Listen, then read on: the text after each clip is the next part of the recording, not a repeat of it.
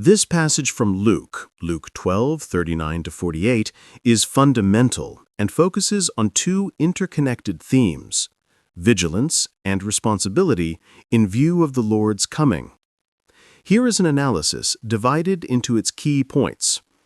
1. The imminence of the coming, the parable of the thief. Jesus begins with a very practical analogy, that of the house owner and the thief. The thief symbolizes the unexpected arrival of the Son of Man, Jesus. The arrival is certain, but the moment is totally uncertain, at an hour you do not expect. Vigilance. If the owner knew the time, he would prepare. Since he doesn't know, the only strategy is to be prepared at all times. You also must be ready. The main message: the Christian life should be lived in a constant yet serene tension of waiting.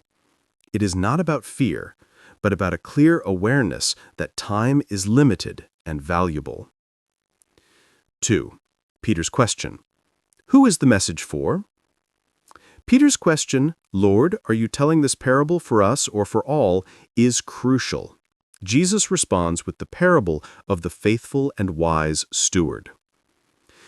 Universal and specific answer. Although the exhortation to vigilance is for all, the first parable, the following parable focuses on those who have been given a special responsibility: the disciples, community leaders, and by extension, all who have been given gifts and missions. 3. The parable of the faithful and wise steward. This section develops the meaning of being prepared. It is not inactivity, but active service and responsibility. The faithful and wise steward is the image of the ideal disciple. His job is not to be idle while waiting for the master, but to fulfill his duty, to distribute goods, the ration of food, among the other servants at the proper time.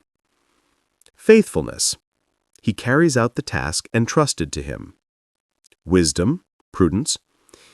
He manages wisely, thinking about the welfare of others and the return of his master. The wicked steward represents the attitude of those who, faced with the master's apparent delay, fall into licentiousness and abuse of power, beating, eating, drinking, getting drunk. His fatal error is thinking, "My master is delayed," which makes him lose sight of his mission. His punishment will be severe. 4. The principle of graduated responsibility. The passage concludes with the most powerful adage which answers Peter's question about the parable's application. Everyone to whom much was given, of him much will be required, and from him to whom much was entrusted, more will be demanded. This is the climax of the teaching and establishes the principle of divine justice. Receiving implies duty. Blessings, talents, knowledge, faith, the Word of God, personal gifts, position in the community are not possessions, but entrusted goods to be managed and made fruitful in favor of the kingdom. Greater knowledge, greater demand. Jesus establishes a difference in punishment. He who knows the master's will and does not carry it out is more culpable than he who sins out of ignorance. Therefore, those who have been instructed in the gospel have a greater moral obligation to live according to its principles. In summary, the analysis focuses on constant vigilance, living each day as if it were the last, aware of the Lord's unexpected return; faithfulness in mission. Preparation is not passive, but is demonstrated in diligent service and in the fulfillment of the responsibilities entrusted to us. Justice and accountability. The measure of God's demand is proportional to the measure of the gifts and knowledge we have received.